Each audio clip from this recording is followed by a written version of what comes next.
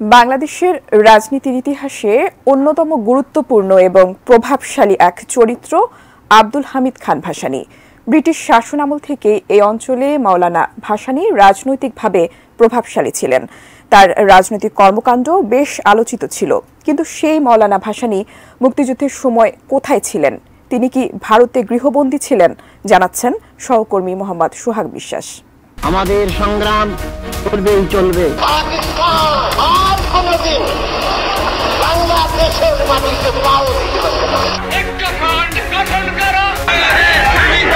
ইতিহাস বলছে মুক্তিযুদ্ধের শুরুর দিকে মাওলানা ভাসানী বাংলাদেশেই ছিলেন।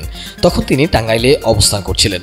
তবে তিনি টাঙ্গাইলের সন্তোষে নিজ বাড়িতে ছিলেন না। তিনি ছিলেন বিন্নাফুর নামের আরেকটি গ্রামে তার এক অনুসারীর বাড়িতে। এপ্রিল মাসের প্রথম সপ্তাহে মাওলানা ভাসানীর সাথে দেখা করতে টাঙ্গাইলে গিয়েছিলেন দুজন বামপন্থী নেতা রাশেদ খান মেনন এবং হায়দার আকবর খান রণ তার শতাব্দী পেরিয়ে বইয়ে লিখেছেন, তাদের পক্ষ থেকে মাওলানা ভাসানীকে ভারতে যাওয়ার পরামর্শ দেয়া হলেও তিনি সেটি গ্রহণ করেননি। তিনি চেয়েছিলেন টাঙ্গাইলে থেকেই চীনের সঙ্গে যোগাযোগ করতে। পাকিস্তানি বাহিনী টাঙ্গাইলের সন্তোষে মাওলানা ভাসানীর বাড়ি জ্বালিয়ে দিয়েছিল। এরপর মাওলানা ভাসানী কৃষকের বেশে ওই গ্রাম ত্যাগ করেন। পরবর্তীতে তিনি সিরাজগঞ্জ যান। সেখানে একজন বামপন্থী নেতা সাইফুল ইসলামকে সাথে নিয়ে মাওলানা ভাসানী আসাম দিয়ে ভারতে প্রবেশ করেন। তবে ভাসানী প্রথমে ভারতে ঢুকতে পারছিলেন না, কারণ সীমান্ত সংলগ্ন গ্রাম পঞ্চায়েত প্রধান বিষয়টি নিয়ে কিছুটা শঙ্কিত ছিলেন। তিনি বলেছিলেন, সেখানে আওয়ামী লীগ ছাড়া অন্য কাউকে সেই এলাকায় প্রবেশ করতে দেওয়ার ব্যাপারে কর্তৃপক্ষ নিষেধ করেছে। তবে মুক্তিযুদ্ধের শুরুতে মাওলানা ভাসানী ভারত যেতে চাননি, তিনি চেয়েছিলেন লন্ডন যেতে।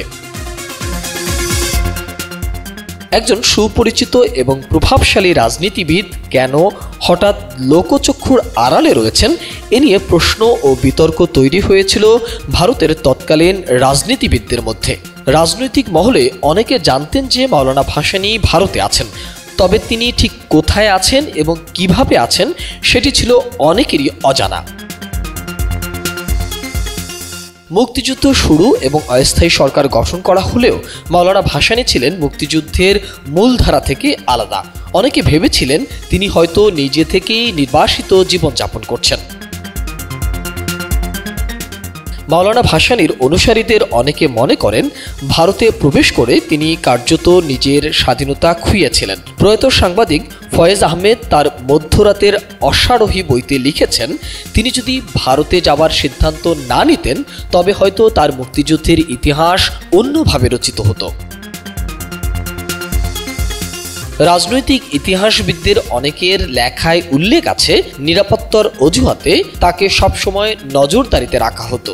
ভারতীয় সেনাবাহিনীর একজন কর্মকর্তা কিংবা একজন ম্যাজিস্ট্রেট সবসময় ভাসানীর সাথেই থাকতেন। বিবিসির প্রতিবেদন ও বিভিন্ন লেখায় দেখা যায়, প্রবাসী সরকারের মন্ত্রী এবং আওয়ামী লীগের নেতার বাইরে অন্য কেউ তার সঙ্গে দেখা করতে পারতেন না।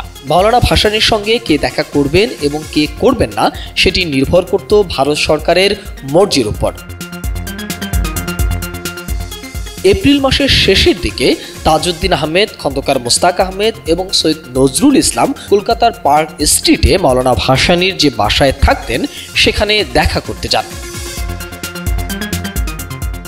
পাকিস্তানের রাজনীতিতে মাওলানা ভাসানী অনেকের কাছে ভারত বিরোধী নেতা হিসাবে পরিচিত ছিলেন, যে কারণে তিনি ভারত সরকারের পছন্দের তালিকায় ছিলেন না। তবে রাজনীতিবিদ হিসাবে ভাসানীকে উপেক্ষা করার সুযোগও ছিল না। কলকাতার লেখক ও গবেষক সৌমিত্র দস্তিদারও বলেছেন, মাওলানা ভাসানীকে নিয়ে তৎকালীন ভারত সরকারের মধ্যে অস্বস্তি ছিল। এর কারণ হচ্ছে তার চীনপন্থী রাজনীতি। মোহাম্মদ সোহাগ বিশ্বাস, এটিএন নিউজ, ঢাকা।